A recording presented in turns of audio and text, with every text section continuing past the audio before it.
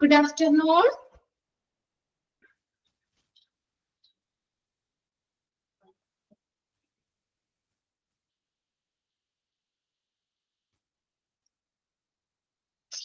Okay. നമ്മള് കഴിഞ്ഞ ക്ലാസ്സിൽ മെറ്റീരിയൽസ് മാനേജ്മെന്റിന്റെ എന്താണ് characteristics of good negotiator or negotiating team അവിടെ വരെയല്ലേ പറഞ്ഞേ ഒരു നല്ലൊരു നെഗോഷിയേറ്ററിന് അല്ലെങ്കിൽ നെഗോഷിയേറ്റിംഗ് ടീമിന് വേണ്ട ക്യാരക്ടറിസ്റ്റിക്സ് സ്വഭാവ സവിശേഷതകൾ എന്തൊക്കെയാണ് എക്സാമിന് ചോദിക്കാറുണ്ട് കേട്ടോ പോയിന്റ്സുകൾ ഏതൊക്കെയാണ് എന്നുള്ളത് കേട്ടോ ആ പോയിന്റ്സുകൾ അവിടെ വരെയല്ലേ നമ്മൾ പറഞ്ഞത്. ഇനി നെക്സ്റ്റ് ആണ് അവിടെ ഒബ്ജക്റ്റീവ്സ് എന്തൊക്കെയാണ് നെഗോഷിയേഷൻ അല്ലെങ്കിൽ ചർച്ചകള് ഇതിന്റെ ഒബ്ജക്റ്റീവ്സ് എന്തൊക്കെയാ ലക്ഷ്യങ്ങള് എന്തൊക്കെയാണ്. പേജ് നമ്പർ ഒന്ന് ഷെയർ ചെയ്തിട്ടേ.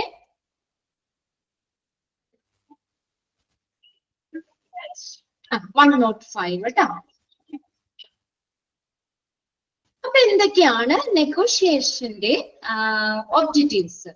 Okay, to safeguard organization interest and goals. ഒരു ഓർഗനൈസേഷന്റെ താല്പര്യവും ലക്ഷ്യങ്ങളും സംരക്ഷിക്കുന്നതിന് വേണ്ടിയിട്ട് സേഫ് ഗാർഡ് എന്ന് പറഞ്ഞാൽ സംരക്ഷിക്കുക.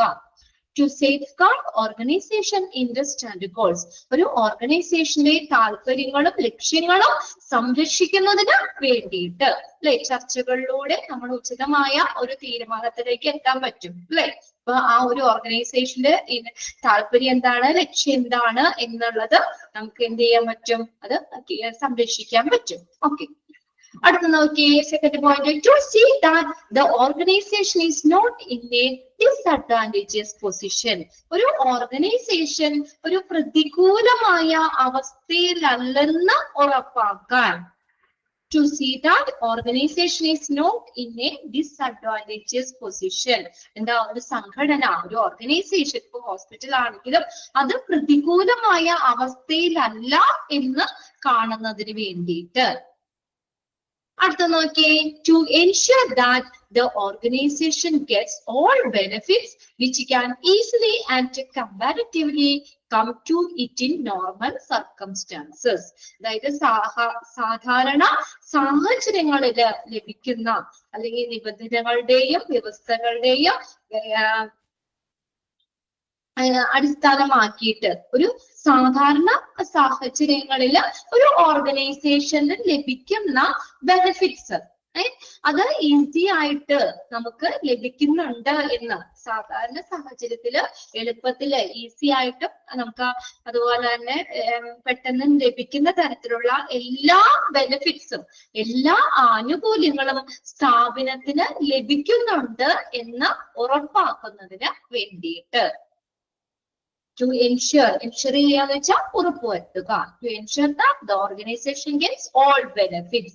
ഒരു ഓർഗനൈസേഷന് എല്ലാ ബെനിഫിറ്റ്സും ലഭിക്കുന്നുണ്ട് എന്ന് ഉറപ്പുവരുത്തുന്നതിന് വേണ്ടിയിട്ട്. എങ്ങനെയാ സാധാരണ എങ്ങനെയാണോ അതിന് കിട്ടിക്കൊണ്ടിരുന്നത് ഒരു ഓർഗനൈസേഷന് കിട്ടിക്കൊണ്ടിരുന്ന എല്ലാ ബെനിഫിറ്റ്സും ഈസി ആയിട്ട് കിട്ടുന്നുണ്ട് എന്ന് ഉറപ്പുവരുത്തുന്നതിന് വേണ്ടിയിട്ട്. പിന്നെ ലാസ്റ്റ് നെക്സ്റ്റ് നോക്കി fourth point. To see that distant future of the organization is not bargain for the present. The distant future നമ്മുടെ ഓർഗനൈസേഷന്റെ ഫ്യൂച്ചർ വിദൂര ഒരു ഫ്യൂച്ചർ ഏതിനെ ബാർഗെയിൻ ചെയ്യുന്നില്ല, പ്രസന്റ് സിറ്റുവേഷനെ വിലപേശുന്നില്ല അല്ലെങ്കിൽ ബാർഗെയിൻ ചെയ്യുന്നില്ല. അപ്പൊ എന്താ ഉദ്ദേശിക്കുന്ന അവിടെ നമ്മളിപ്പോ നടക്കുന്ന ഓരോ കാര്യങ്ങളും പ്രസന്റ് സിറ്റുവേഷനെ മാത്രമല്ല നമ്മൾ എന്ത് ചെയ്യുന്ന ഈ ചർച്ചയിൽ നമ്മൾ ഫ്യൂച്ചറിനെയും കൂടി കൺസിഡർ ചെയ്യുന്നുണ്ട്. ഫ്യൂച്ചർ സിറ്റുവേഷനെയും കൂടി അതിപ്പോ നമ്മൾ എടുക്കുന്ന തീരുമാനങ്ങളായിക്കോട്ടെ നമ്മൾ അതിന്റെ എന്താണ് ഇപ്പൊ നമ്മൾ അങ്ങനെയല്ലേ ഒരു ചർച്ചകളിലൂടെ നമ്മൾ എന്തെങ്കിലും മെറ്റീരിയൽസ് വാങ്ങാനോ അല്ലെങ്കിൽ അങ്ങനെ എന്തെങ്കിലും ഒരു കോൺട്രാക്ടർക്ക് ഇത് സൈൻ ചെയ്യോ എഗ്രിമെന്റ് നടത്തുകയൊക്കെ ചെയ്യുമ്പോൾ പ്രസന്റിന് മാത്രമല്ല ഇപ്പൊ എങ്ങനെയാണ് മാത്രമല്ല ഫ്യൂച്ചറിൽ നമുക്കത് ഉപയോഗപ്രദമാണോ അല്ലെങ്കിൽ എത്ര നാൾ ഉപയോഗിക്കാൻ പറ്റുമോ അങ്ങനെ ആ ഒരു ഫ്യൂച്ചറും കൂടി ഫ്യൂച്ചർ സിറ്റുവേഷനെയും കൂടി കണക്കിലാക്കുന്നുണ്ട്. Then അടുത്ത നോക്കിയേ. Ensure that the terms and conditions are settled in apparatus terms. Nothing is left to be interpretation which may result in misunderstanding and bitterness. ഇവിടെ എന്താ പറഞ്ഞിരിക്കുന്നേ? ensure ഉറപ്പുവരുത്തുക that the terms and conditions are settled. അവിടെ തീർപ്പാക്കിയിട്ടുള്ള terms and conditions അത് എന്താ പറയാ, അതെല്ലാം correct ആയിട്ടുണ്ടെന്നും ഒരു എന്തെങ്കിലും ഒരു മിസ്അണ്ടർസ്റ്റാൻഡിങ്, തെറ്റിദ്ധാരണയ്ക്കോ അല്ലെങ്കിൽ ബിറ്റർനെസ്, ഒരു കയ്പിന് കാരണമാകുന്ന ഒന്നും അവശേഷിക്കുന്നില്ല. എല്ലാം ക്ലിയർ ആയിട്ടുണ്ട്. ടേംസ് ആൻഡ് കണ്ടീഷൻസ് എല്ലാരും സെറ്റ് ചെയ്തിട്ടുണ്ട് അല്ലെ. ഇനി പിന്നീടൊരു സംസാരത്തിനോ അല്ലെങ്കിൽ ഒരു തെറ്റിദ്ധാരണയ്ക്ക് ഇടയാക്കുന്ന സംഭവങ്ങളൊന്നും അവശേഷിപ്പിക്കുന്നില്ല എന്ന് തെളിയിക്കുന്നതിനും നമുക്ക് എന്ത് ചെയ്യാം? നെഗോഷിയേഷനിലൂടെ പറ്റും അല്ലെ. എല്ലാ കാര്യങ്ങളും അവിടെ നമ്മൾ ടേംസ് ആൻഡ് കണ്ടീഷൻസ് ഒക്കെ സെറ്റ് ചെയ്യുക. അതും നെഗോഷിയേഷന്റെ ഒബ്ജക്റ്റീവ്സിൽ വരുന്നതാണ്. പിന്നെ ലാസ്റ്റ് നോക്കി, formulating strategies and tactics are vital part of negotiation. അതൊന്ന് അണ്ടർലൈൻ ചെയ്തോട്ടോ. ഫോർമുലേറ്റിംഗ് സ്ട്രാറ്റജീസ്, സ്ട്രാറ്റജി പറഞ്ഞാൽ നമ്മള് തന്ത്രങ്ങള് അല്ലെ, ടാക്ടിക്സ് തന്ത്രം എന്നും പറയാം, അല്ലെ പ്ലാനിങ്, ആസൂത്രണവും പ്ലാനിങ് തന്ത്രങ്ങളും ഒക്കെ ഏതിന്റെയാണ്? നെഗോഷിയേഷന്റെ വളരെ സുപ്രധാനമായിട്ടുള്ള ഭാഗമാണ്. വൈറ്റൽ പാർട്ട് എക്സാമിന് ചോദിച്ചിട്ടുണ്ട് കേട്ടോ. Formulating strategies and tactics are the vital part of negotiation. ഇനി നെക്സ്റ്റ് വരുന്നത് നെഗോഷിയേഷൻ കമ്മിറ്റി. ഇത് നോട്ട് ചെയ്തിട്ടോ, അണ്ടർലൈൻ ചെയ്തിട്ടോ സെന്റൻസ്. നെഗോഷിയേഷൻ കമ്മിറ്റി ഇൻക്ലൂഡ്സ്, ആരെല്ലാമാണ് ഒരു നെഗോഷിയേഷൻ കമ്മിറ്റിയിൽ ഉണ്ടായിരിക്കേണ്ടത് അല്ലെങ്കിൽ ഇൻക്ലൂഡ് ചെയ്തേക്കുന്നത്, ഉൾപ്പെട്ടിരിക്കുന്നത് ആരെല്ലാമാണ്? ആരാണ്? Purchase manager, finance manager, particular person from the user department. User department എന്ന് പറഞ്ഞ ഏതാ? ആ മെറ്റീരിയൽ ആവശ്യമുള്ള ഡിപ്പാർട്ട്മെന്റ് അല്ലെ. ഏത് ഡിപ്പാർട്ട്മെന്റിലേക്ക് വേണ്ടിയാണോ ആ സാധനം, മെറ്റീരിയൽസ്, എക്യുപ്മെന്റ്സുകൾ ആവശ്യമുള്ളത്, ആ ഡിപ്പാർട്ട്മെന്റ് ആണ് യൂസർ ഡിപ്പാർട്ട്മെന്റ്. അപ്പൊ യൂസർ ഡിപ്പാർട്ട്മെന്റിലുള്ള ഒരു പർട്ടിക്കുലർ പേഴ്സൺ, ഒരു വ്യക്തിയും മോസ്റ്റ് പ്രോബബിളി അഡ്മിനിസ്ട്രേഷൻ ഓൾസോ, പിന്നെ ഒരു പക്ഷേ ആര് കൂടി ഉൾപ്പെടാം? അഡ്മിനിസ്ട്രേഷനും കൂടി ഉൾപ്പെടാം. അണ്ടർലൈൻ ചെയ്തിട്ടോട്ടോ അത്. ആരെല്ലാമാണ് നെഗോഷിയേഷൻ കമ്മിറ്റിയിൽ ഉണ്ടായിരിക്കേണ്ടത്? ആരൊക്കെയാണ്? Purchase manager, finance manager, particular person from the user department and most probably administration also. അഡ്മിനിസ്ട്രേഷനും ഒരു പക്ഷേ ഭരണവും ഹോസ്പിറ്റൽ അഡ്മിനിസ്ട്രേഷനും അതിൽ ഉൾപ്പെടാം. രണ്ട് പോയിന്റ്സും അതിൽ നോട്ട് ചെയ്ത് വെക്കുക. ഒബ്ജക്റ്റീവ്സ് ഒക്കെ ഒന്ന് വായിച്ച് മനസ്സിലാക്കുക കേട്ടോ. മനസ്സിലാക്കി വെച്ചോ. അതിനകത്ത് ഒബ്ജക്റ്റീവ്സിൽ ഇൻക്ലൂഡ് ചെയ്യണ ഏതെന്നോ അല്ലെങ്കിൽ ഇൻക്ലൂഡ് ചെയ്യാത്തത് ഏതെന്നോ ഒക്കെ ചോദിക്കാം കേട്ടോ. അപ്പൊ അതുകൂടി ഒന്ന് നോട്ട് ചെയ്ത് വെച്ചോ. പിന്നെ നമ്മൾ നെക്സ്റ്റ് നോക്കുന്നത് പ്രോസസ് ഓഫ് നെഗോഷിയേഷൻ. നെഗോഷിയേഷൻ പ്രോസസ്സിനെ നമുക്ക് 3 ഫേസുകളാക്കി തിരിക്കാം. അതായത് ഒറ്റ ഒരു ഇതിൽ തീരുന്നതല്ല ഈ നെഗോഷിയേഷൻ പ്രോസസ്സ്, ചർച്ചാ ഘട്ടങ്ങൾ എന്ന് പറയുന്നത്. അതിന് നമുക്ക് 3 ഫേസിൽ തിരിക്കാം. നോക്കിയേ, പ്രീ നെഗോഷിയേഷൻ ഫേസ്. എന്താണ്? ചർച്ചയ്ക്ക് മുന്നുള്ള ഘട്ടം. ാണ് പ്രീ നെഗോഷിയേഷൻ ഫേസ്, ചർച്ചയ്ക്ക് മുന്നു വരുന്ന ഘട്ടം. രണ്ടാമത്തെയാണ് മീറ്റിംഗ് ഫേസ്. Meeting phase. അടുത്തത് മൂന്നാമത്തെ ഫേസ് എന്ന് പറഞ്ഞാൽ പോസ്റ്റ് നെഗോഷിയേഷൻ. എന്ന് വെച്ചാൽ എന്താ? നെഗോഷിയേഷന് ശേഷമുള്ള, ചർച്ചയ്ക്ക് ശേഷമുള്ള ഫേസ്. അതിന് പറയുന്ന മറ്റൊരു പേരാണ് എക്സിക്യൂട്ടീവ് ഫേസ്. അതൊന്ന് അണ്ടർലൈൻ ചെയ്തിരുന്നോ കേട്ടോ. Post negotiation phase is also known as executive phase. അല്ലെങ്കിൽ എക്സിക്യൂട്ടീവ് ഫേസ് എന്ന് അറിയപ്പെടുന്നത് ഏത് ഫേസ് ആണ്? രണ്ട് ഓപ്ഷൻ ചോദിക്കാം അവിടെ. Pre negotiation phase, meeting phase, post negotiation phase. ഓർത്ത് വെക്കുക, പോസ്റ്റ് നെഗോഷിയേഷൻ ഫേസ് അറിയപ്പെടുന്ന മറ്റൊരു പേരാണ് എക്സിക്യൂട്ടീവ് ഫേസ്. 3 ഫേസ് ഏതൊക്കെയാ മനസ്സിലായോ? നെഗോഷിയേഷന്റെ പ്രോസസ്സ് ഇതിലെ 3 ഫേസ് ആയിട്ടാണ്. നെഗോഷിയേഷന് മുന്നുള്ള ഘട്ടമുണ്ട്, മീറ്റിംഗ് ഫേസ് ഉണ്ട്, നെഗോഷിയേഷന് ചർച്ചയ്ക്ക് ശേഷമുള്ള ഫേസും. അതിനകത്ത് നോക്കിയേ, ഈ പ്രീ നെഗോഷിയേഷൻ ഫേസിനെ നമുക്ക് വീണ്ടും 5 സ്റ്റെപ്പുകളായിട്ട് തിരിക്കാം. എന്നിട്ട് 3 ഫേസുകൾ ഒന്ന് നോട്ട് ചെയ്ത് വെച്ചോ കേട്ടോ. ഏതൊക്കെയാണ് 3 ഫേസുകൾ എന്നുള്ളതൊന്ന് നോട്ട് ചെയ്യുക. ഇനി അതിന്റെ ഉള്ളിൽ വന്നതാണ്, അതായത് പ്രീ നെഗോഷിയേഷൻ ഫേസിന്റെ ഉള്ളിൽ വരുന്ന 5 സ്റ്റെപ്പുകളാണ്. നോക്കിയേ, correct information about the material, മെറ്റീരിയലിനെ കുറിച്ചുള്ള ശരിയായ വിവരം.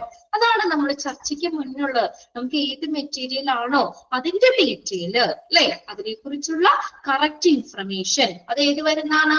ചർച്ചയ്ക്ക് മുന്നുള്ള ഘട്ടത്തില് വരുന്ന എന്താണ്? Correct information about the material. എന്താണ്? മെറ്റീരിയലിനെ കുറിച്ചുള്ള ശരിയായ വിവരങ്ങൾ. പിന്നെ അടുത്ത് നോക്കിയേ, രണ്ടാമത്തെ സ്റ്റെപ്പ് എന്താ? അനാലിസിസ്. അത് അനലൈസ് ചെയ്യും. Consisting of information with other tenders, മറ്റുള്ള ടെൻഡർമാരുമായിട്ട് എന്താ അതിനെ പരിഗണിച്ചുകൊണ്ട് തന്നെ നമ്മൾ ഇൻഫർമേഷൻസ് എന്ത് ചെയ്യുന്നു? ആ മെറ്റീരിയലിനെ കുറിച്ചുള്ള ഇൻഫർമേഷൻസ് അനലൈസ് ചെയ്യും. എന്താണ്? വിശകലനം ചെയ്യും. ഓക്കെ, വിശകലനം ചെയ്യുക. ഇനി മൂന്നാമത്തെ എന്താ? ഒബ്ജക്റ്റീവ്സ് ഡിഫൈൻഡ് ആയിട്ട് ലക്ഷ്യം എന്താണ്? ഒബ്ജക്റ്റീവ്സ് മനസ്സിലാക്കുന്നു. നമുക്ക് എത്രത്തോളം അതുകൊണ്ട് okay, how much maximum we can go അല്ലേ? ലക്ഷ്യം എന്താ? നമുക്ക് അതുകൊണ്ട് എത്രത്തോളം പോകാൻ പറ്റും അല്ലേ? How much maximum we can go, നമുക്ക് എത്രത്തോളം പോകാൻ കഴിയും. Then fourth one, developing strategies, തന്ത്രങ്ങൾ രൂപപ്പെടുത്തുക. അതിന് വേണ്ട സ്ട്രാറ്റജീസ് രൂപപ്പെടുത്തുക. ദെൻ അടുത്തത് എന്താ? Preliminary tactics. പ്രിലിമിനറി ടാക്ടിക്സ് എന്ന് വെച്ചാൽ പ്രാഥമിക തന്ത്രങ്ങൾ. Preliminary tactics. അങ്ങനെ പ്രീ നെഗോഷിയേഷൻ ഫേസിനെ നമ്മൾ 5 സ്റ്റെപ്പുകളായി തിരിച്ചുകൊണ്ട് ജസ്റ്റ് അതിന്റെ സ്റ്റെപ്പ് ഏതാണെന്ന് ഐഡന്റിഫൈ ചെയ്യുക കേട്ടോ. ഈ മെറ്റീരിയലിനെ കുറിച്ചുള്ള ശരിയായ വിവരം, രണ്ടാമത്തേൽ അനാലിസിസ്, അത് വിശകലനം നടത്തുന്നു. പിന്നെ അടുത്ത മൂന്നാമത്തേൽ ഒബ്ജക്റ്റീവ്സ് എന്താണ്? ഡിഫൈൻ ചെയ്യുന്നു. സ്ട്രാറ്റജീസ് രൂപപ്പെടുത്തുന്നു. ദെൻ പ്രിലിമിനറി ടാക്ടിക്സ്, അതിനുവേണ്ട പ്രാഥമിക തന്ത്രങ്ങള്. ഇനി അടുത്തത് രണ്ടാമത്തേന്ന് പറഞ്ഞ ഫേസ് മീറ്റിംഗ് ഫേസ് ആണ്. അവിടെ എന്തായിരിക്കും? മീറ്റിംഗ് നടത്തുവാണ് അല്ലെ? അതിനെ കുറിച്ചുള്ള എന്താണ്? ചർച്ചകളില് അല്ലെ മീറ്റിംഗ് നടത്തും.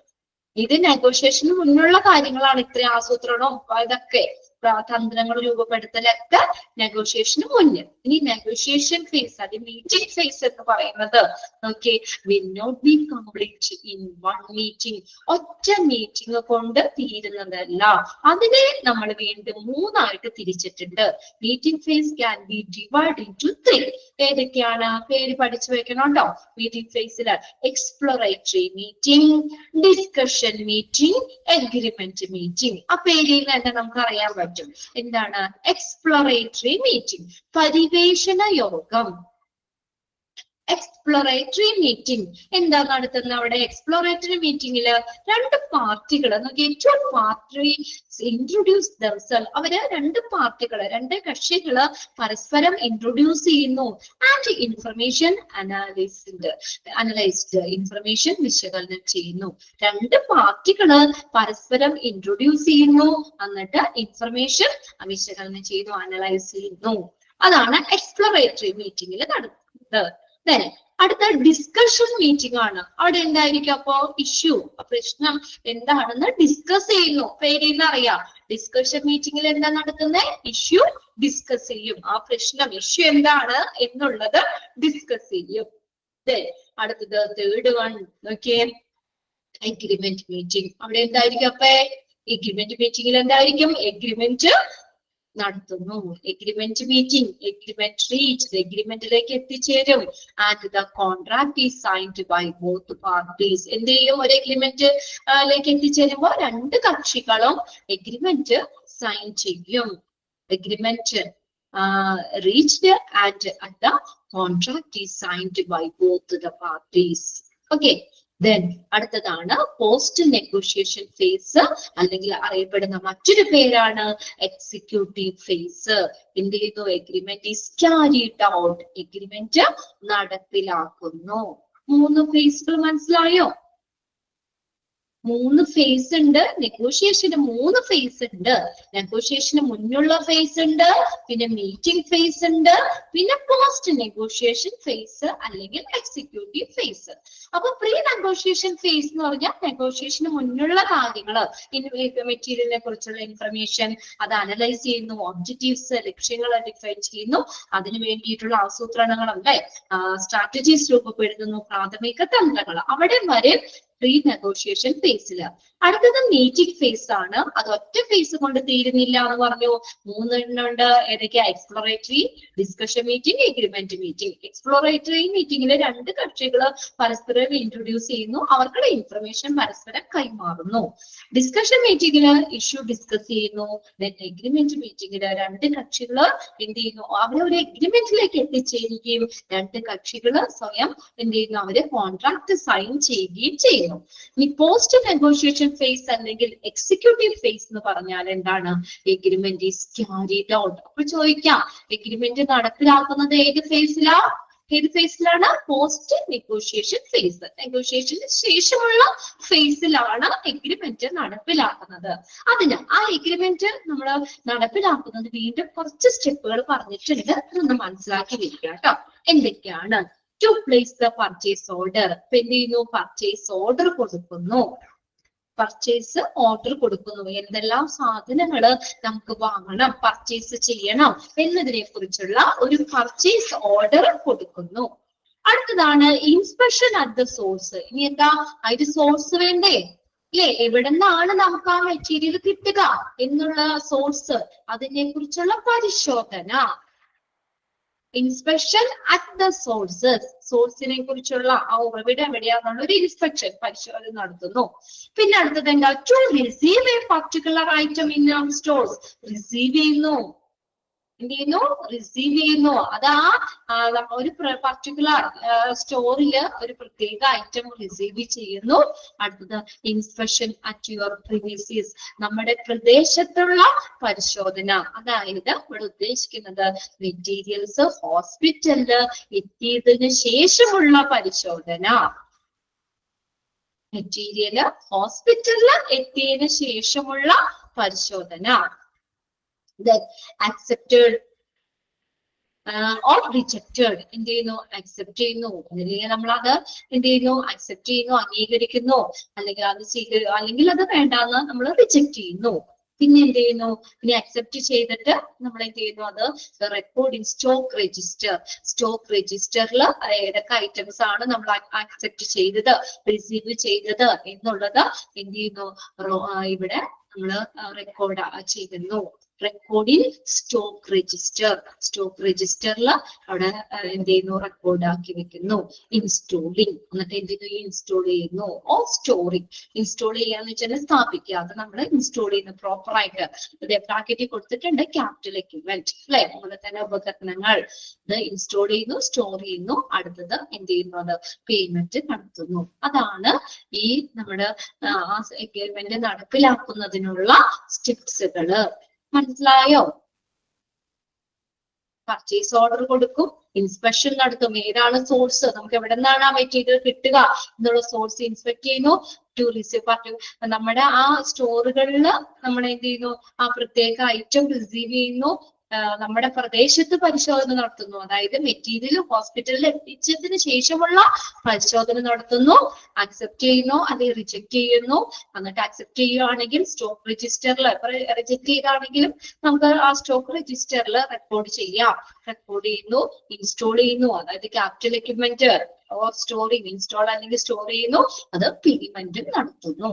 ജസ്റ്റ് ഒന്ന് മനസ്സിലാക്കി വെച്ചാൽ മതി കേട്ടോ. അത് ഇനി അടുത്തതാണ് പർച്ചേസിംഗ് പ്രൊസീജിയർ. ഇത് ഇമ്പോർട്ടന്റ് ആണ് കേട്ടോ. ഈ ഒരു സെക്ഷൻ വളരെ ഇമ്പോർട്ടന്റ് ആണ്. Purchasing procedure. ഇപ്പൊ നമുക്ക് പർച്ചേസ് ചെയ്യാനാണെങ്കിൽ നമുക്ക് വേറെ ഒന്നും നോക്കണ്ട, ഫോർമാലിറ്റി ഒന്നും ഇല്ല അല്ലെ? നമ്മുടെ കയ്യിൽ പൈസ ഉണ്ടെങ്കിൽ നമുക്ക് എന്ത് സാധനമാണെന്നുള്ളത് വേഗം പർച്ചേസ് ചെയ്യാം ഇല്ലേ? ഇല്ലേ? ഇപ്പൊ നിങ്ങളാണെങ്കിൽ ഹസ്ബൻഡിനോട് ജസ്റ്റ് പറയണമെന്ന് ഉണ്ടാവുള്ളൂ അല്ലേ? അല്ലാതെ വേറെ ഇതൊന്നും നമുക്ക് വേറെ വലിയ ഫോർമാലിറ്റി ലീഗൽ ആയിട്ടുള്ള കാര്യങ്ങളൊന്നുമില്ല. ഇപ്പൊ ഹോസ്പിറ്റലിലാണെങ്കിൽ നമ്മൾ ഈ ഐറ്റംസ് മെറ്റീരിയൽസ് നമ്മൾ പർച്ചേസ് ചെയ്യുമ്പോൾ അത് പല പല ഡിപ്പാർട്ട്മെന്റുകൾ അല്ലെങ്കിൽ പല സെക്ഷനുകളിലൂടെ അല്ലെങ്കിൽ പല കൈകളിലൂടെ കൈമറിഞ്ഞിട്ടാണ് അവർ പല ആളുകളാണ് അത് ഹാൻഡിൽ ചെയ്യുന്നത്. അല്ലാതെ നേരെ ഇപ്പൊ നമുക്ക് എന്താ പറയാ ഡിപ്പാർട്ട്മെന്റിന് ഇപ്പൊ ഏത് റേഡിയോളജിക്ക് ഒരു എക്യുപ്മെന്റ് വേണം, ആ റേഡിയോളജി ഡിപ്പാർട്ട്മെന്റിന് പോയി വാങ്ങാൻ പറ്റൂല, അത് പർച്ചേസ് ചെയ്യാൻ പറ്റൂല. അവിടെ ഒരു പർച്ചേസിങ് പ്രൊസീജിയർ ഉണ്ട്. അതിനകത്ത് ഫസ്റ്റ് എന്താണ്? പർച്ചേസ് റിക്വസിഷൻ ആണ്. പർച്ചേസ് റിക്വസിഷൻ എന്ന് വെച്ചാൽ ഒരു അപേക്ഷ അല്ലെ? നമ്മൾ റിക്വസ്റ്റ് കൊടുക്കാണ് എന്തൊക്കെ സാധനങ്ങളാണ് നമുക്ക് വേണ്ടത്, ഇന്ന ഡിപ്പാർട്ട്മെന്റിലേക്ക് ഏതൊക്കെ സാധനങ്ങളാണ് വേണ്ടത് എന്നുള്ള ഒരു പർച്ചേസ് റിക്വസിഷൻ കൊടുക്കുന്നു. ശ്രദ്ധിച്ചോട്ടോ, അവിടെ purchase requisition is received from user department to the purchasing department. ആരാണ് അപ്പൊ ഇത്, എവിടെ നിന്നാണ് ഇത് റിസീവ് ചെയ്യുന്നത്? From the user department. അതായത് നമുക്കിപ്പോ എന്താ പറയാ ലബോറട്ടറിയിലേക്ക് നമുക്ക് അല്ലെങ്കിൽ എന്തെങ്കിലും ഒരു എക്യുപ്മെന്റ് മേടിക്കണം, ലബോറട്ടറിയിലേക്ക് ഏതെങ്കിലും ഒരു എക്യുപ്മെന്റ് വേണം, അല്ലെ വേണ്ട CSSDയിലേക്ക് ഒരു ഓട്ടോക്ലേവ് വേണം. അപ്പോൾ ആ ഒരു ഓട്ടോക്ലേവ് വേണം എന്നുള്ളത് ആർക്കുടെ ആവശ്യം? CSSDയുടെ ആവശ്യമാണ് അല്ലെ? CSSD ഡിപ്പാർട്ട്മെന്റിന്റെ ആവശ്യമാണ്. അപ്പൊ യൂസർ ഡിപ്പാർട്ട്മെന്റ് ആരാ? അത് ഉപയോഗിക്കുന്ന ആ മെറ്റീരിയൽ ഉപയോഗിക്കുന്ന ഡിപ്പാർട്ട്മെന്റ് ആരാണ്? CSSD ആണ് അല്ലെ? ആ മെറ്റീരിയൽ ഉപയോഗിക്കുന്ന ഡിപ്പാർട്ട്മെന്റ് ആണ് യൂസർ ഡിപ്പാർട്ട്മെന്റ്. ക്ലിയർ ആവുന്നുണ്ടോ പറയണേ? ആ മെറ്റീരിയല് ഉപയോഗിക്കുന്ന ഡിപ്പാർട്ട്മെന്റ് ആണ് യൂസർ ഡിപ്പാർട്ട്മെന്റ്. അപ്പൊ ആദ്യത്തെ സ്റ്റെപ്പ് ആട്ടോ അത്, പർച്ചേസിംഗ് പ്രൊസീജിയറിന്റെ ആദ്യത്തെ സ്റ്റെപ്പാണ് ആ യൂസർ ഡിപ്പാർട്ട്മെന്റിൽ നിന്ന് ഒരു റിക്വസിഷൻ, പർച്ചേസ് റിക്വസിഷൻ പർച്ചേസിംഗ് ഡിപ്പാർട്ട്മെന്റിലേക്ക് കൊടുക്കും. കണ്ടോ? ആരാ കൊടുക്കണേ? ആരാ കൊടുക്കുന്നേ? User department purchase requisition purchasing ഡിപ്പാർട്ട്മെന്റിലേക്ക് കൊടുക്കും. ഇവിടെ എങ്ങനെ എഴുതിയേക്കണേ നോക്കിയേ? Purchase requisition is received from user department to the purchasing department. എവിടെ നിന്നാണ്? യൂസർ ഡിപ്പാർട്ട്മെന്റിൽ നിന്ന് പർച്ചേസിംഗ് ഡിപ്പാർട്ട്മെന്റ് പർച്ചേസ് റിക്വസിഷൻ സ്വീകരിക്കും. ഉണ്ടോ? അങ്ങനെ എഴുതിയേക്കണേ. റിസീവ്ഡ് ഫ്രം ആരാ? എവിടെ നിന്നാണ് റിസീവ് ചെയ്യുന്നത്? യൂസർ ഡിപ്പാർട്ട്മെന്റിൽ നിന്ന്. ആരാണ് റിസീവ് ചെയ്യുന്നത്? Purchasing department. ക്ലിയർ ആയോ? ക്ലിയർ ആയിരുന്നുണ്ടോ? ആ ഉപയോഗിക്കുന്ന ഡിപ്പാർട്ട്മെന്റ് ആണ് യൂസർ ഡിപ്പാർട്ട്മെന്റ്. ആ യൂസർ ഡിപ്പാർട്ട്മെന്റിൽ നിന്ന് ഒരു പർച്ചേസ് റിക്വസിഷൻ എനിക്ക് ഈ ഡിപ്പാർട്ട്മെന്റിലേക്ക് ഓട്ടോക്ലേവ് വേണം എന്ന് പറഞ്ഞിട്ട് പർച്ചേസിംഗ് ഡിപ്പാർട്ട്മെന്റിലേക്ക് ഒരു റിക്വസിഷൻ കൊടുക്കും. പ്രീവിയസ് ക്വസ്റ്റ്യൻ പേപ്പറിൽ ചോദിച്ചിട്ടുള്ളതാട്ടോ ഇത്. Purchase requisition is received from user department to dash എന്ന് പറഞ്ഞാൽ തന്നത്. അവിടെ ഇത് ആരാണ്? അപ്പൊ നിങ്ങളത് മനസ്സിലാക്കി വെക്കാം. യൂസർ ഡിപ്പാർട്ട്മെന്റിൽ നിന്ന് പർച്ചേസ് റിക്വസിഷൻ പർച്ചേസിംഗ് ഡിപ്പാർട്ട്മെന്റിലേക്ക് കൊടുക്കും. ഇത് റിസീവ് ചെയ്യുന്നത് ആരാണ്? പർച്ചേസിംഗ് ഡിപ്പാർട്ട്മെന്റ് ആണ് പർച്ചേസ് റിക്വസിഷൻ സ്വീകരിക്കുന്നത്. ക്ലിയർ ആയോ? ഒന്ന് നോട്ട് ചെയ്തോട്ടെ അവിടെ. ഓക്കെ, നമുക്കറിയാം ഏത് ഡിപ്പാർട്ട്മെന്റിനാണ് ആവശ്യം, അവരൊരു റിക്വസിഷൻ പർച്ചേസിംഗ് ഡിപ്പാർട്ട്മെന്റിലേക്ക് കൊടുക്കും. ക്ലിയർ ആവണ്ട? ഓക്കെ, ഇല്ലേ? അതെന്തൊക്കെയാണ് റിക്വസിഷനിൽ വന്നത്? ഇതും ചോദിക്കൂ കേട്ടോ. പർച്ചേസ് റിക്വസിഷൻ കൺസിസ്റ്റ് ഓഫ് എന്തൊക്കെയാ വരുന്നത്? Quantity of the material. ആ മെറ്റീരിയലിന്റെ ക്വാണ്ടിറ്റി, എത്ര എണ്ണം വേണം, എത്ര അളവിൽ വേണം. സ്പെസിഫിക്കേഷൻ ഓഫ് ദ മെറ്റീരിയൽ, ഏത് മെറ്റീരിയൽ ആണ് സ്പെസിഫൈ ചെയ്യണ്ടേ അല്ലെ? ഓട്ടോക്ലേവ് ആണെങ്കിൽ ഓട്ടോക്ലേവ്, ഫ്ലാഷ് സ്റ്റെറിലൈസർ ആണെങ്കിൽ അത്, അല്ലെങ്കിൽ മറ്റുള്ള ഏതെങ്കിലും നമ്മള് മറ്റുള്ള സാധനങ്ങളൊക്കെ ആണെങ്കിൽ അത്. ഇപ്പൊ എന്തായിക്കോട്ടെ, അത് ഏത് മെറ്റീരിയൽ ആണെന്ന് സ്പെസിഫൈ ചെയ്യണം. സ്പെസിഫിക്കേഷൻ ഓഫ് ദ മെറ്റീരിയൽ, മെറ്റീരിയലിന്റെ സ്പെസിഫിക്കേഷൻ. അടുത്ത് നോക്കിയ മൂന്നാമത്തെ ഒരു കാര്യം നോക്കിയേ, date in which the item should be received. ഏത് ഐറ്റം ആണോ, ഏത് ഡേറ്റ് ആണ്, അവിടെ ഏത് ഡേറ്റിലേക്കാണ് നമ്മൾ അത് വേണ്ടത്, റിസീവ് ചെയ്യേണ്ടത്. ഇതൊക്കെ ഐറ്റം ലഭിക്കേണ്ട തീയതി, ഐറ്റം നമുക്ക് ലഭിക്കേണ്ട തീയതി എന്നിവയൊക്കെ സംബന്ധിച്ച് ഒരു റിക്വസിഷൻ യൂസർ ഡിപ്പാർട്ട്മെന്റ് പർച്ചേസിംഗ് ഡിപ്പാർട്ട്മെന്റിലേക്ക് കൊടുക്കുന്നു. ക്ലിയർ ആയോ? അത് 2 ക്വസ്റ്റ്യൻ അവിടെ എടുക്കുന്നുണ്ട് കേട്ടോ. ഫസ്റ്റത്തെ സെന്റൻസ് നോട്ട് ചെയ്യുക. പിന്നെ അതിനകത്ത് ഈ പർച്ചേസ് റിക്വസിഷനിൽ എന്തൊക്കെ കാര്യങ്ങളാണ് ഉൾപ്പെടുത്തിയിരിക്കുന്നത്, എന്തൊക്കെയാണ്? മെറ്റീരിയലിന്റെ quantity, specification of the material, പിന്നെ നമുക്ക് ആ ലഭിക്കേണ്ട തീയതി, item in which the date in which the item should be received, ആ ഐറ്റം റിസീവ് ചെയ്യേണ്ട തീയതി. ഇനി അടുത്ത് നോക്കിയേ പർച്ചേസ് എൻക്വയറി. രണ്ടാമത്തെ സ്റ്റെപ്പ് എന്താ? ഇനി ഒരു എൻക്വയറി നടത്തും. Purchase enquiry from purchase department to the supplier. ആർക്കാ എൻക്വയറി കൊടുക്കുന്നേ? ആരിലേക്ക് എൻക്വയറി പോണേ? അന്വേഷണം പർച്ചേസ് ഡിപ്പാർട്ട്മെന്റ് എന്ത് ചെയ്യുന്നു? അപ്പോ സപ്ലയർമാരെ ഒരു അന്വേഷിക്കും. സപ്ലയർമാരിനെ കുറിച്ച് ആ സ്പെസിഫിക്കേഷൻ വെച്ച് ഏത് മെറ്റീരിയൽ ആണെന്ന് സ്പെസിഫൈ ചെയ്യണം, വ്യക്തമാക്കണം. സ്പെസിഫിക്കേഷൻ ഓഫ് ദ മെറ്റീരിയൽ, ഏത് മെറ്റീരിയൽ? നമ്മൾ ആദ്യത്തെ ക്വാണ്ടിറ്റിയെ പറഞ്ഞത്, എത്ര എണ്ണം ഉണ്ടെന്നൊക്കെയാണ്, അളവാണ് പറഞ്ഞത്. ഇനി ഏത് മെറ്റീരിയൽ ആണ് എന്നുള്ളത് സ്പെസിഫൈ ചെയ്യണം. ഓക്കെ, പിന്നെ നമ്മൾ ലഭിക്കേണ്ട തീയതി. ഓക്കെ, ഇനി അടുത്തത് രണ്ടാമത്തേതാണ് പർച്ചേസ് എൻക്വയറി. ഇനി അപ്പൊ എന്ത് ചെയ്യും? അപ്പൊ ഈ റിക്വസിഷൻ എവിടെ ഇരിക്കണേ? റിക്വസിഷൻ എവിടെ ഇരിക്കണേ? ഇപ്പൊ റിക്വസിഷൻ എവിടെയാ? പർച്ചേസ് റിക്വസിഷൻ എവിടെ ഇരിക്കുന്നത്? എവിടെ ഇരിക്കണേ ശില്പ? അശ്വതി പറഞ്ഞു പർച്ചേസ് ഡിപ്പാർട്ട്മെന്റ് അല്ലെ, പർച്ചേസിംഗ് ഡിപ്പാർട്ട്മെന്റിലാണ് ഇരിക്കുന്നത്.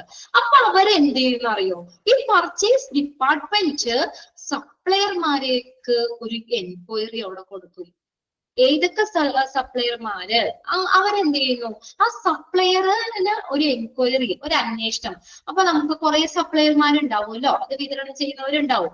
അപ്പൊ അവർക്കുള്ള ഒരു അന്വേഷണം from purchase department to the supplier. Purchase department to the supplier. Purchase ഡിപ്പാർട്ട്മെന്റിൽ നിന്ന് സപ്ലയറിലേക്ക് പർച്ചേസ് എൻക്വയറി കൊടുക്കും. ഇൻക്ലൂഡ്സ് എന്താ ഉൾപ്പെടുന്നേ? Lead time. നമുക്കത് ലഭിക്കേണ്ട ടൈം വേണ്ടേ? ലഭിക്കേണ്ട ഒരു ടൈം. ഇപ്പൊ ഞാനൊരു റിക്വസിഷൻ തരികയാണ്, സപ്ലയർ ആണ് ആൻസി, ആൻസിക്ക് ഒരു റിക്വസിഷൻ തരികയാണ്, ആൻസി എനിക്ക് എന്നത്തേക്ക് എത്തുക എന്നുള്ളത് വേണ്ടേ? ലീഡ് ടൈം ഇമ്പോർട്ടന്റ് അല്ലേ? ആൻസി പറഞ്ഞു ഒരാഴ്ചക്ക് 5 ദിവസം കൊണ്ട് ഞാൻ എത്തിക്കാന്ന് പറഞ്ഞു. അപ്പൊ അവിടെ ഐഷയും ഒരു സപ്ലയർ ആണ്.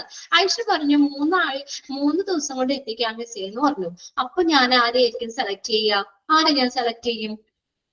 ആ ലീഡ് ടൈം വളരെ ഇമ്പോർട്ടന്റ് അല്ലേ? എനിക്ക് എത്രയും പെട്ടെന്ന് ആരെ കൊണ്ടുതരിക? അവരല്ലേ നമ്മൾ നോക്കുള്ളൂ. സമയം, ലീഡ് ടൈം നോക്കും. പിന്നെ കുറച്ച് കാര്യങ്ങൾ കൊണ്ടുണ്ട് കേട്ടോ. അവിടെ ആ മെറ്റീരിയൽ എങ്ങനെ നല്ല ക്വാളിറ്റി ഉണ്ടോ എന്നുള്ളത് നോക്കും. പിന്നെ അതുപോലെ തന്നെ എന്താ പറയാ, അങ്ങനെ ആ ഒരു ഇതും നോക്കും നമ്മള്.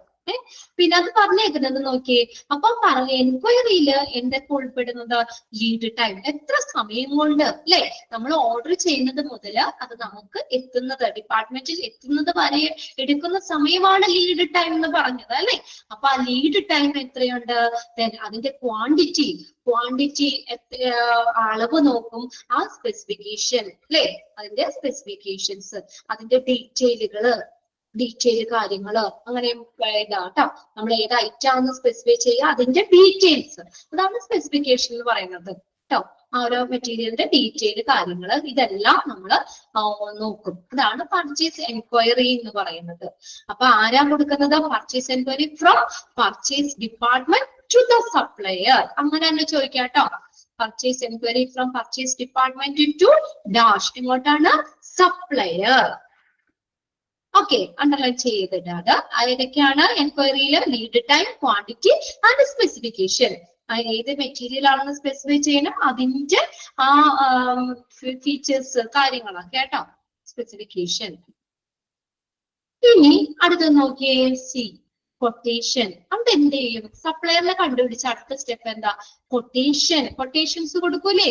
Quotation from supplier to purchase department. അപ്പൊ എന്ത് ചെയ്യുന്നു? ഈ കൊട്ടേഷൻസ് സപ്ലയർ പർച്ചേസ് ഡിപ്പാർട്ട്മെന്റിൽ തിരിച്ചു കൊടുക്കും. കൊട്ടേഷൻസ് അങ്ങനെ കൊടുക്കൂലേ അല്ലേ? നമ്മളിപ്പോ എന്തെങ്കിലും കരാർ ഇതൊക്കെ വരികയാണെങ്കിൽ നമ്മള് കുറെ സപ്ലയർമാർക്ക് ഇങ്ങനെ ഇത് കൊടുക്കുമ്പോൾ അവർ ഇത്ര രൂപയ്ക്ക് ചെയ്യാം അല്ലെങ്കിൽ ഇത്ര രൂപയ്ക്ക് തരാന്ന് പറയുമ്പോൾ അവര് കുറച്ച് കൊട്ടേഷൻസ് തരും. എന്നിട്ട് നമ്മൾ അത് നോക്കിയിട്ടാണ് അതിൽ നിന്ന് സെലക്ട് ചെയ്യുന്നത് അല്ലേ? അങ്ങനെ നിങ്ങൾ ഓരോ ഇതൊക്കെ അറിയില്ലേ? നിങ്ങൾ ഇത് കൊട്ടേഷൻ കൊടുക്കണത് അല്ലേ? നമ്മൾ എന്തെങ്കിലും ഒരു ബ്രാൻഡഡ് ആയിട്ടുള്ള ഒരു സാധനം അല്ലെങ്കിൽ ഏതെങ്കിലും നമ്മൾ കൊട്ടേഷൻ കൊടുക്കും, കൊട്ടേഷൻ ക്ഷണിക്കും. അപ്പൊ പല സപ്ലയർമാരും അവര് കൊട്ടേഷൻ എന്ത് ചെയ്യുന്നു, പർച്ചേസ് ഡിപ്പാർട്ട്മെന്റിലേക്ക് കൊടുക്കും കേട്ടോ.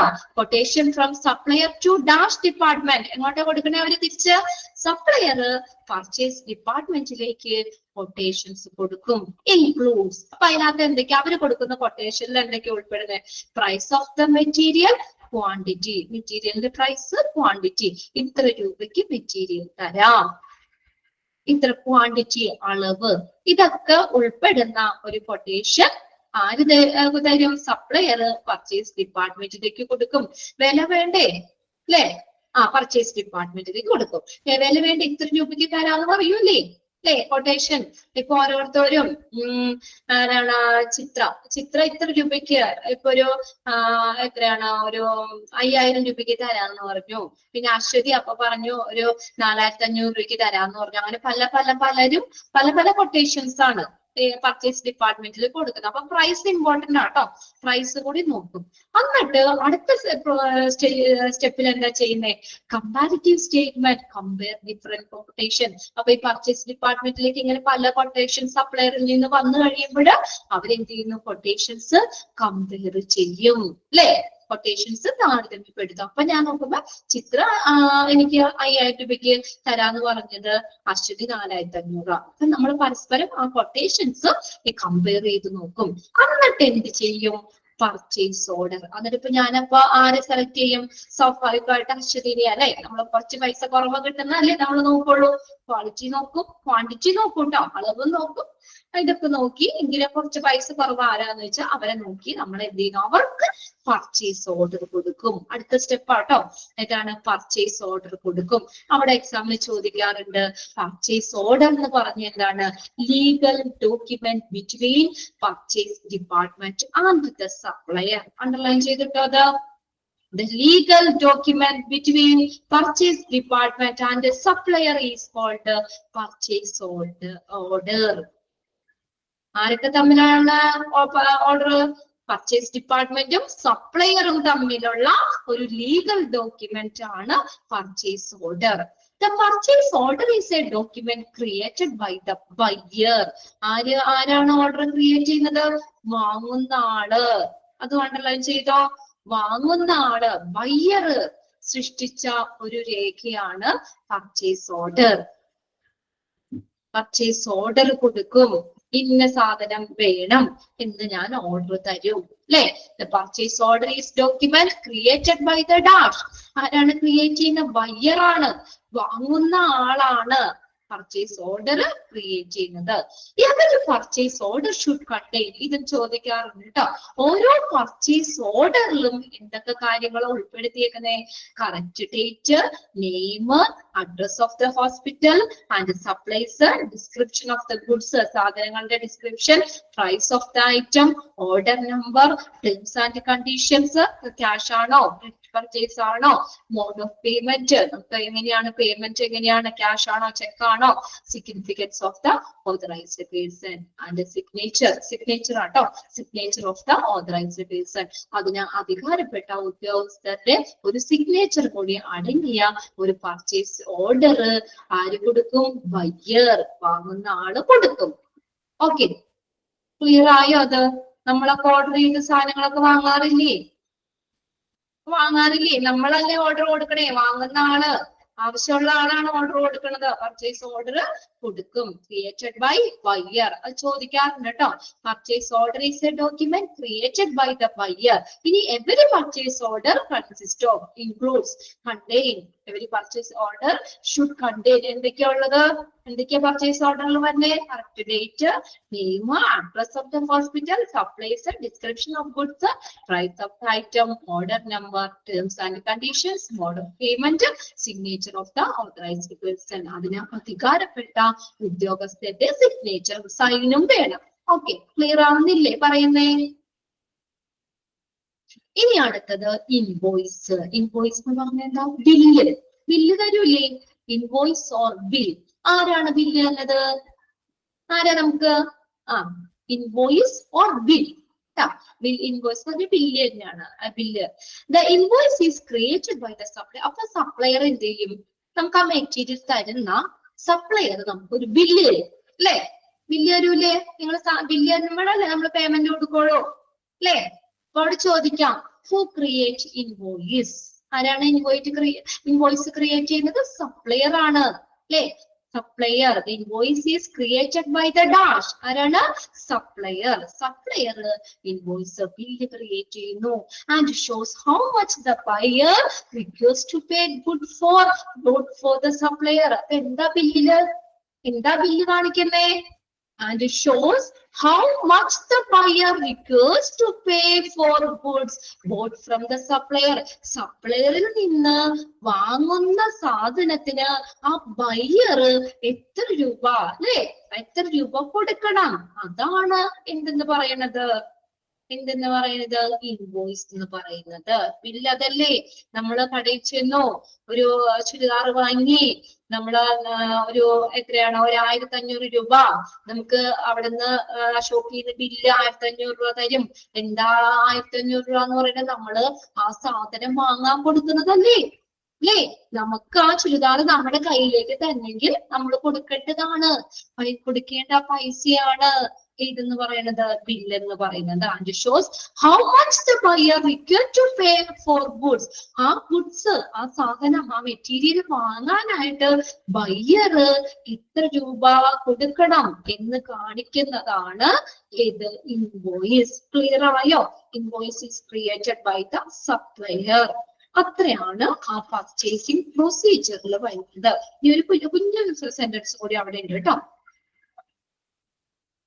ഓക്കെ, അശ്വതി കറക്റ്റ് ആയിട്ട് അവിടെ എഴുതിയിട്ടിട്ടുണ്ട് കേട്ടോ. അതിന്റെ ആ ഓർഡർ നിങ്ങൾ അങ്ങനെ തന്നെ അത് നോക്കി പഠിക്കുക കേട്ടോ. അത് സ്റ്റെപ്പുകള് നോക്കിയേ. Given by the supplier to purchase department when the item is distributed. അപ്പൊ സപ്ലയർ ആർക്ക് കൊടുക്കും? പർച്ചേസ് ഡിപ്പാർട്ട്മെന്റിലേക്ക് ഈ ബില്ല് കൊടുക്കും. ഐറ്റം ഡിസ്ട്രിബ്യൂട്ട് ചെയ്യുന്ന സമയത്ത്, ഐറ്റം വിതരണം ചെയ്യുന്ന സമയത്ത് ഈ സപ്ലയർ പർച്ചേസ് ഡിപ്പാർട്ട്മെന്റിലേക്ക് ആ ബില്ല് കൊടുക്കും. The bills are cleared. അതൊന്ന് അണ്ടർലൈൻ ചെയ്തിട്ടേ. ഈ ബില്ലിനെ ആരാ ക്ലിയർ ചെയ്യുന്ന? ആരാ? Finance or accounts department. അപ്പൊ ക്യാഷ് കാര്യങ്ങളൊക്കെ കൊടുത്ത് അത് സെറ്റ് ചെയ്യുന്നത് ആരാണ്? ഫിനാൻസ് അല്ലെങ്കിൽ അക്കൗണ്ട് ഡിപ്പാർട്ട്മെന്റ് ആണ്. പർച്ചേസ് ഡിപ്പാർട്ട്മെന്റ് വാങ്ങിയാലും അത് പൈസയും കാര്യങ്ങളൊക്കെ സെറ്റ് ചെയ്യുന്നത് ഫിനാൻസ് അല്ലെങ്കിൽ അക്കൗണ്ട് ഡിപ്പാർട്ട്മെന്റ് ആണ്. അതും ചോദിച്ചിട്ടുണ്ട് കേട്ടോ. The bills are cleared by dash department. ഈ ബില്ല് ആരാണ് ക്ലിയർ ചെയ്യുന്നത്? ഫിനാൻസ് അല്ലെങ്കിൽ account department, accounts department. Clear ആയോ? സ്റ്റെപ്പുകള് ക്ലിയർ ആയോ? ഓക്കെ. എന്താണ് ഒന്നാമത്തെ സ്റ്റെപ്പിൽ എന്താ പറഞ്ഞത്? ഏത് ഡിപ്പാർട്ട്മെന്റിനാണോ മെറ്റീരിയൽ ആവശ്യം ആ ഡിപ്പാർട്ട്മെന്റ് നേരെ ആർക്ക്? അതായത് ആ ഉപയോഗിക്കുന്ന ഡിപ്പാർട്ട്മെന്റ് യൂസർ ഡിപ്പാർട്ട്മെന്റ്. ആ യൂസർ ഡിപ്പാർട്ട്മെന്റിൽ നിന്ന് നേരെ പർച്ചേസ് റിക്വസിഷൻ പർച്ചേസിംഗ് ഡിപ്പാർട്ട്മെന്റിലേക്ക് കൊടുക്കും. ഓക്കെ. ഇനി അത് എന്തൊക്കെ സംബന്ധിച്ചാണ് അവിടെ എഴുതിയിട്ടുണ്ട് കേട്ടോ. Quality of the specification of the material, date in which the item should be received. ഇതൊക്കെ ബന്ധപ്പെട്ട ഒരു റിക്വസിഷൻ കൊടുക്കും. അന്നേരം ഈ പർച്ചേസ് ഡിപ്പാർട്ട്മെന്റ് എന്ത് ചെയ്തു? പർച്ചേസ് എൻക്വയറി നടത്തും. അവര് സപ്ലയർമാർക്കിലെ ഒരു എൻക്വയറി നടത്തും. ഇനി എന്നിട്ട് എന്ത് ചെയ്യുന്നു? കൊട്ടേഷൻ, സപ്ലയറിൽ നിന്ന് കൊട്ടേഷൻസ് വാങ്ങുന്നു.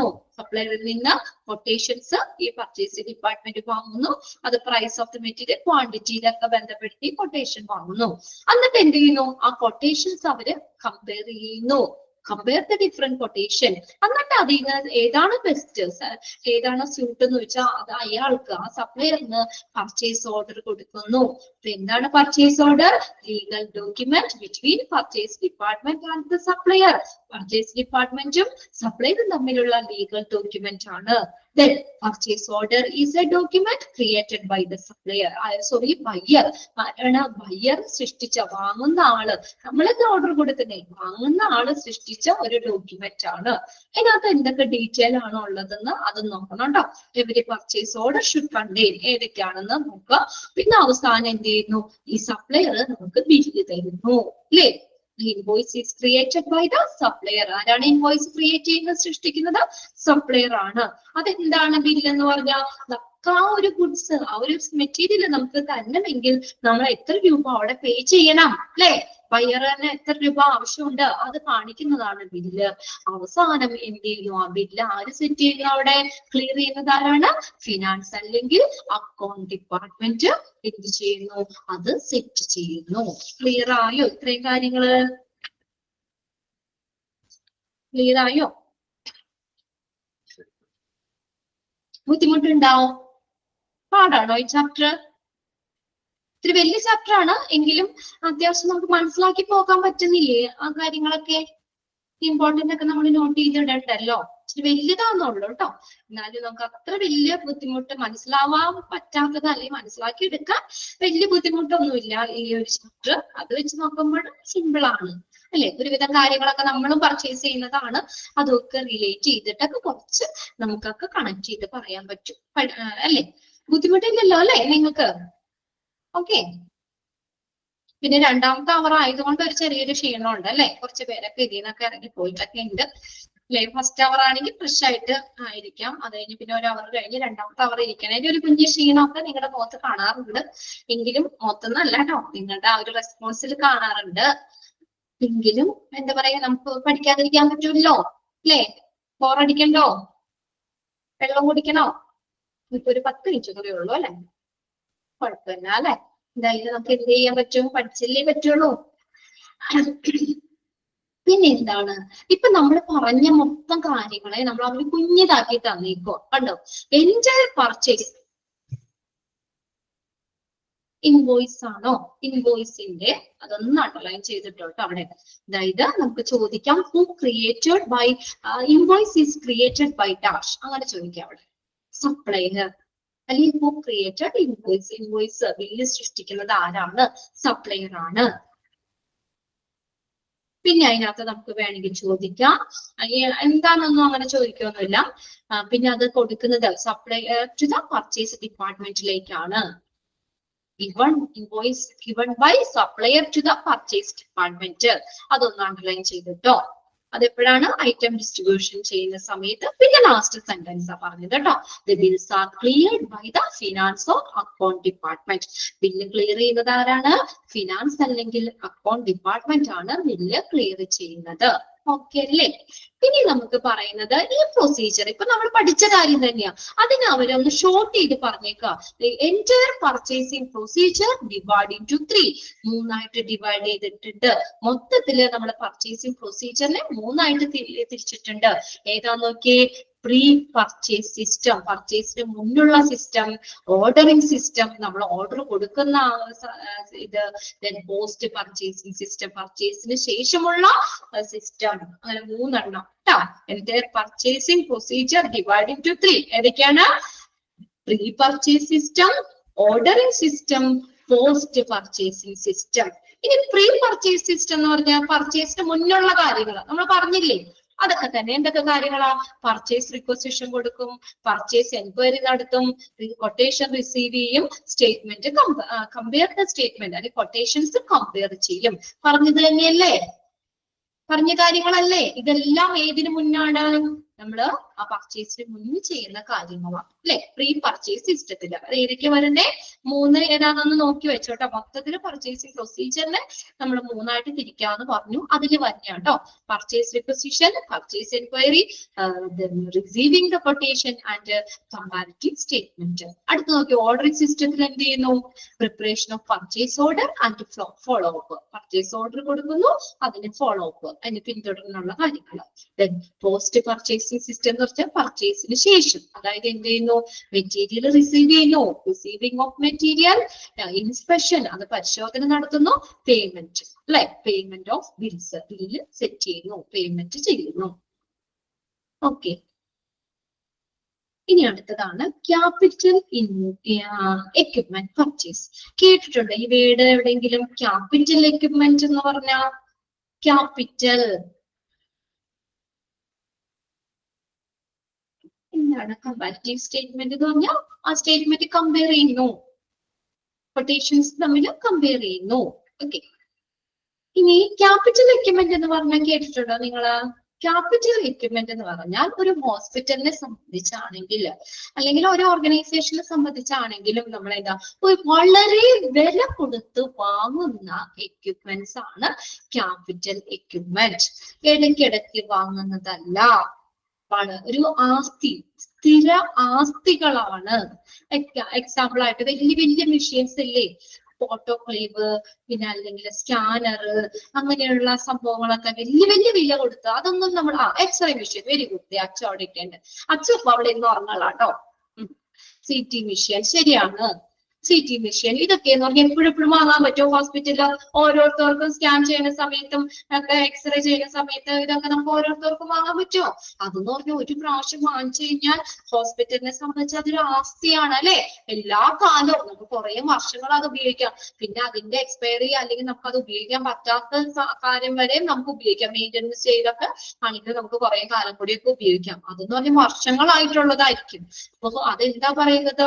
അത് ഒരു സ്ഥിര ആസ്തികളാണ്, വലിയ വില കൊടുത്ത് വാങ്ങുന്ന എക്യുപ്മെന്റ്സ് ആണ്, ഇടയ്ക്കിടയ്ക്ക് വാങ്ങുന്ന എക്യുപ്മെന്റ്സ് അല്ല. ലോങ് ലാസ്റ്റിംഗ് എക്യുപ്മെന്റ് എന്തിനാണ്? That is used to diagnosis, monitor, treat പേഷ്യന്റിന്റെ ട്രീറ്റ്മെന്റ് ഒക്കെ ഭാഗമായിട്ട് ഉള്ള വലിയ വില കൊടുത്ത് വാങ്ങുന്ന ലോങ് ലാസ്റ്റിംഗ് എക്യുപ്മെന്റ് ആണ് ക്യാപിറ്റൽ എക്യുപ്മെന്റ്. അപ്പൊ ഈ ക്യാപിറ്റൽ എക്യുപ്മെന്റ് പർച്ചേസ് ചെയ്യുമ്പോൾ എന്തൊക്കെയാന്ന് നോക്കിയാൽ അതിനകത്ത് വന്നത്? മോസ്റ്റ് ഇൻവെസ്റ്റ്മെന്റ് ഇൻ ഹോസ്പിറ്റൽ, ഹോസ്പിറ്റലിൽ പ്രധാന നിക്ഷേപമാണ് അല്ലെ. ഒരു സിറിഞ്ചോ അല്ലെങ്കിൽ വേറെ എന്തെങ്കിലും ചെറിയ ചെറിയ സംഭവങ്ങൾ പോലെയാണോ അത്? ക്യാപിറ്റൽ എക്യുപ്മെന്റ് പർച്ചേസ് എന്ന് പറഞ്ഞാൽ എങ്ങനെയാ? Major investment in a hospital, ഹോസ്പിറ്റലിലെ പ്രധാന നിക്ഷേപമാണ്. ഇപ്പൊ നിങ്ങളുടെ വീട്ടിലേക്ക് എല്ലാ ദിവസവും നമ്മൾ പലചരക്ക് സാധനങ്ങൾ എടുക്കും, അതേ പച്ചക്കറി സാധനങ്ങൾ എടുക്കും, പർച്ചേസ് ചെയ്യും. അതിന് വലിയ ഇതൊന്നുമില്ല അല്ലെ, നമ്മൾ സ്ഥിരം ചെയ്യുന്നതാ. എന്നാൽ ചിലപ്പോ വലിയ ഇതിപ്പോ ഒരു TV വാങ്ങണം, അല്ലെങ്കിൽ ഒരു ഫ്രിഡ്ജ് വാങ്ങണം, ഇതൊക്കെ ആകുമ്പോഴത്തേക്ക് നമുക്ക് എന്താ, നമ്മള് ഒരു ക്യാപിറ്റൽ എക്യുപ്മെന്റ് പർച്ചേസ്, നമ്മുടെ വീട്ടിലെ കാര്യമായിട്ടാ പറയുന്നത്, ക്യാപിറ്റൽ എക്യുപ്മെന്റ് പർച്ചേസ് ആണ്. അത് നമ്മുടെ വീട്ടിൽ ഒരു എന്താ പറയാ, ഒരു പ്രധാന നിക്ഷേപല്ലേ അല്ലേ. പലചരക്ക് സാധനം നമ്മൾ ഒരു കിലോ വാങ്ങിച്ചു കഴിഞ്ഞാൽ അത് ഒരാഴ്ചയും കൊണ്ടാണെങ്കിൽ അത് അവിടെ തീർന്നു. ഈ സാധനം നമ്മൾ എന്നത്തെ കാലത്തോടും കൂടി ഒരു മുതൽമുടക്ക് ആയിട്ട് നമ്മുടെ വീട്ടിൽ തന്നെ ഇരിക്കും അല്ലെ. അത് ഉപയോഗിക്കാൻ പറ്റുന്നിടത്തോളം കാലം നമുക്ക് ഉപയോഗിക്കാം. എന്നിട്ട് പിന്നെ വേണമെങ്കിൽ വേറെ വാങ്ങാം, എക്സ്ചേഞ്ച് ചെയ്യോ, പുതിയത് വാങ്ങുമോ, പഴയത് കൊടുത്തിട്ട് അതിന്റെ എന്താ പറയാ, അത് ഉപയോഗിക്കാൻ പറ്റുന്നിടത്തോളം കാലം ഉപയോഗിച്ചിട്ട് വാങ്ങാം. അത് നമ്മൾ എന്താ പറയാ, അതൊരു നമ്മുടെ സ്ഥിര നിക്ഷേപമാണ് അല്ലെ, നമ്മുടെ ഒരു പ്രധാന ആസ്തിയാണ് അത്. അപ്പൊ ഹോസ്പിറ്റലില് എന്താ പറഞ്ഞേക്കുന്ന capital equipment purchase major investment in a hospital, ഒരു ഹോസ്പിറ്റലിലെ ഒരു പ്രധാന നിക്ഷേപമാണ്. ഹോസ്പിറ്റലിലെ ഒരു പ്രധാന നിക്ഷേപമാണ്. നോൺ റിപ്പീറ്റേറ്റീവ് പർച്ചേസ്, ഇതിനൊന്ന് ശ്രദ്ധിച്ചേ, അത് ആവർത്തിച്ച് വാങ്ങുന്നതാണോ? നോൺ റിപ്പീറ്റേറ്റീവ് പർച്ചേസ്, അത് റിപ്പീറ്റ് ചെയ്ത് വാങ്ങുന്നതല്ല അല്ലേ അച്ചു? അത് റിപ്പീറ്റ് ചെയ്ത് വാങ്ങുന്ന സാധനം അല്ല അല്ലെ. എപ്പോഴും വാങ്ങണ്ട. ഒരാൾക്ക് സ്കാൻ ചെയ്തു, അടുത്ത ആൾ വരുമ്പോ അടുത്ത സ്കാനർ വാങ്ങുമോ? ഇല്ല അല്ലെ. അത് നമ്മൾ ഒരു പ്രാവശ്യം വാങ്ങിച്ച അതൊരു മുതൽ മുടക്കായിട്ട് ഹോസ്പിറ്റലിൽ തന്നെ ഇരിക്കുന്ന സാധനമാണ് അല്ലെ. അത് ആവർത്തിച്ച് വാങ്ങുന്നതല്ല, ആവർത്തിച്ച് പർച്ചേസ് ചെയ്യുന്നതല്ല. Includes the major operations of the hospital, ഹോസ്പിറ്റലിലെ പ്രധാന പ്രവർത്തനങ്ങൾ അതിൽ ഉൾപ്പെടുന്നു അല്ലേ. അതിലൂടെയല്ലേ പ്രധാനപ്പെട്ട ഓപ്പറേഷൻസ്.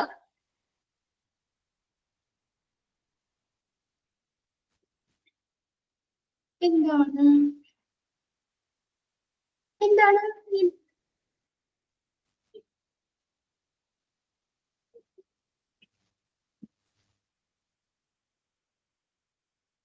എക്സ്റേ മെഷീൻ കംപ്ലീറ്റ് ആയിട്ട് എന്താണ് അച്ഛൻ പറഞ്ഞത്? ഞാൻ ശ്രദ്ധിച്ചില്ല കേട്ടോ. ഹോസ്പിറ്റലില് ഓക്കെ, എന്തോ അച്ഛൻ എന്റെ ഇടയ്ക്ക് ഒരു മെസ്സേജ് ഇട്ടു, ഞാനത് ഇത് പറഞ്ഞതിന്റെ ഇടയ്ക്ക് ആയിക്കൊണ്ട് ഞാനത് നമ്മൾ ക്ലിയർ ആയിട്ട് നോക്കിയില്ല കേട്ടോ. ഓക്കെ, എന്തായാലും നമുക്ക് നോക്കാം. അത് റിപ്പീറ്റ് ചെയ്ത് വാങ്ങുന്നതല്ല അല്ലെ. ഹോസ്പിറ്റലില് റിപ്പീറ്റ് ചെയ്ത് വാങ്ങുന്നതല്ല. Includes the major operations of the ഹോസ്പിറ്റലിലെ പ്രധാന പ്രവർത്തനങ്ങൾ അതിലൂടെ നടക്കുന്നത് അല്ലെ. ഹോസ്പിറ്റലിലെ പ്രധാനപ്പെട്ട പ്രവർത്തനങ്ങൾ ആ ഒരു ക്യാപിറ്റൽ എക്യുപ്മെന്റ്സിലൂടെയാണ് പോകുന്നത്. Then in the case of financial or accounting terms, ഇനി ഫിനാൻഷ്യൽ അല്ലെങ്കിൽ അക്കൗണ്ടിങ് ടേംസിൽ നമ്മൾ പറയുകയാണെങ്കിൽ capital investment is called fixed asset. ഒന്ന് അണ്ടർലൈൻ ചെയ്തിട്ട്, ഫിനാൻഷ്യൽ അല്ലെങ്കിൽ അക്കൗണ്ടിങ് ടേംസിൽ നമ്മൾ സാമ്പത്തികമായിട്ടൊക്കെ പറയുവാണെങ്കിൽ ക്യാപിറ്റൽ എക്യുപ്മെന്റ് എന്ന് പറയുന്നത് ഹോസ്പിറ്റലിനെ സംബന്ധിച്ച് എന്താണ്? അത് സ്ഥിര ആസ്തിയാണ്. ഫിക്സ്ഡ് അസറ്റ്, സ്ഥിര ആസ്തി. ഓക്കെ, സ്ഥിര ആസ്തികൾ. അടുത്തതിന്റെ ഹെഡിങ് മാത്രം ഒന്ന് പറയാം നമുക്ക്. ഹോസ്പിറ്റൽ എക്യുപ്മെന്റ്, അപ്പൊ അത്രയും കാര്യങ്ങളാണ് ക്യാപിറ്റൽ എക്യുപ്മെന്റ് പർച്ചേസ് വന്നത്. എങ്ങനെയാണ്? ഹോസ്പിറ്റലിലെ പ്രധാനപ്പെട്ട നിക്ഷേപമാണ്, ആവർത്തിച്ച് വാങ്ങുന്നതല്ല, പ്രധാനപ്പെട്ട പ്രവർത്തനങ്ങൾ അതിൽ ഉൾപ്പെടുന്നു. ഫിനാൻഷ്യൽ അല്ലെങ്കിൽ അക്കൗണ്ടിങ് ടേംസിൽ നമ്മൾ ക്യാപിറ്റൽ എക്യുപ്മെന്റ് എന്ന് പറഞ്ഞാൽ അതെന്താണ്? ഹോസ്പിറ്റലിനെ സംബന്ധിച്ചൊരു സ്ഥിര ആസ്തിയാണ്, അല്ലെ? ഫിക്സ്ഡ് അസറ്റ്, സ്ഥിര ആസ്തി, അല്ലെ? ഡയഗ്നോസ്റ്റിക് മെഷീൻ, ഡയഗ്നോസിസിന് വേണ്ടി ഉപയോഗിക്കുന്ന MRI, CT സ്കാനറുകള്, തെറാപ്യൂട്ടിക് മെഷീൻ, ഇൻഫ്യൂഷൻ പമ്പ്, അങ്ങനെയുള്ളത്, അല്ലെ? ഡിഫിബ്രിലേറ്റർ, അങ്ങനെയുള്ള സംഭവങ്ങള്, അങ്ങനെയൊക്കെ ഒത്തിരി ഉണ്ട് നമ്മുടെ ക്യാപിറ്റൽ എക്യുപ്മെന്റ്സ് എന്ന് പറഞ്ഞു കഴിഞ്ഞാൽ. ഓക്കെ, ഇനി അടുത്തത് ഹോസ്പിറ്റൽ എക്യുപ്മെന്റ് മാനേജ്മെന്റ് കൺസിസ്റ്റോ. ഇതിനകത്ത് നിങ്ങൾ എന്താണ് ഈ പോയിന്റ് ഒന്ന് പഠിച്ചു വെക്കണം കേട്ടോ. ഹോസ്പിറ്റൽ എക്യുപ്മെന്റ് മാനേജ്മെന്റ് കൺസിസ്റ്റോ, ഏതൊക്കെയാണ് ആ സ്റ്റെപ്സ് എന്നുള്ളത് ഒന്ന് നോക്കി വെക്കുക. ഏതൊക്കെയാണ് നമ്മള് equipments management consist of 5 points, 5 സ്റ്റെപ്പാണ്. എങ്ങനെയാണ് അത് അവരെ മാനേജ് ചെയ്യുന്നത്? ആദ്യം എന്ത് ചെയ്യുന്നു? പ്ലാനിങ് ഫോർ ദ എക്യുപ്മെന്റ്, എക്യുപ്മെന്റിനായിട്ടുള്ള പ്ലാനിങ്, ആസൂത്രണം, ഉപകരണങ്ങൾക്കായിട്ടുള്ള പ്ലാനിങ്, ആസൂത്രണം. അടുത്തത് പർച്ചേസിംഗ് ഓഫ് എക്യുപ്മെന്റ്, എക്യുപ്മെന്റ്സ് എന്ത് ചെയ്യുന്നു? പർച്ചേസ്, ഉപകരണങ്ങൾ പർച്ചേസ് ചെയ്യും, വാങ്ങും. അടുത്തത് മെയിൻ്റനൻസ് ഓഫ് ദ എക്യുപ്മെന്റ്, എക്യുപ്മെന്റ്സിന്റെ മെയിൻ്റനൻസ്, അല്ലെ? കുറച്ച് നാളൊക്കെ ഉപയോഗിച്ച് കഴിയുമ്പോൾ എന്തെങ്കിലും മെയിൻ്റനൻസ് വർക്ക് കാര്യങ്ങളൊക്കെ ഉണ്ടാവും, മെയിൻ്റനൻസ്. പിന്നെ അടുത്ത യൂട്ടിലൈസേഷൻ ഓഫ് ദ എക്യുപ്മെന്റ്, എക്യുപ്മെന്റ്സിന്റെ യൂട്ടിലൈസേഷൻ, ഉപയോഗം. അവസാനം എന്ത് ചെയ്യാത്? ഡിസ്കാർഡിങ്, ഡിസ്കാർഡ് ചെയ്യാന്ന് വെച്ചാൽ എന്താ? എന്താണ്? നിരസിക്കുന്നു അല്ലെങ്കിൽ ഉപേക്ഷിക്കുന്നു. Discarding of equipment, equipments discard ചെയ്യുക. അത് കാലഹരണപ്പെട്ടു പോയി കഴിഞ്ഞാൽ നമുക്ക് പിന്നെ അത് ഉപയോഗിക്കാൻ പറ്റില്ല, അല്ലെ? മെയിൻ്റനൻസ് ചെയ്തൊക്കെ കുറച്ചാൾ കൂടി ഉപയോഗിക്കാം, അതിനുശേഷം വീണ്ടും തീരും ഉപയോഗിക്കാൻ പറ്റില്ല, അതിന്റെ ഇത് കഴിഞ്ഞു, കാലഹരണപ്പെട്ടു പോയി കഴിഞ്ഞാൽ നമുക്കത് ഉപേക്ഷിക്കണം, അല്ലെ? നിരസിക്കണം. ഇതാണ് എക്യുപ്മെന്റ് മാനേജ്മെന്റ് എന്ന് പറയുന്നത്.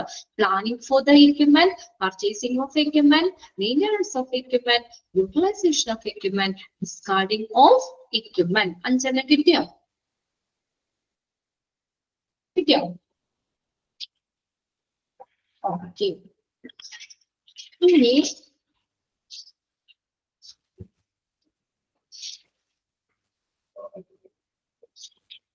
ഇനി വരുന്നത് എന്താ? ഇനി ഫുള്ള് അതിന്റെ ഡീറ്റെയിൽസ് നമ്മൾ പറഞ്ഞേക്കും. ഇപ്പൊ 5 സ്റ്റെപ്പ് നമ്മൾ പറഞ്ഞില്ലേ?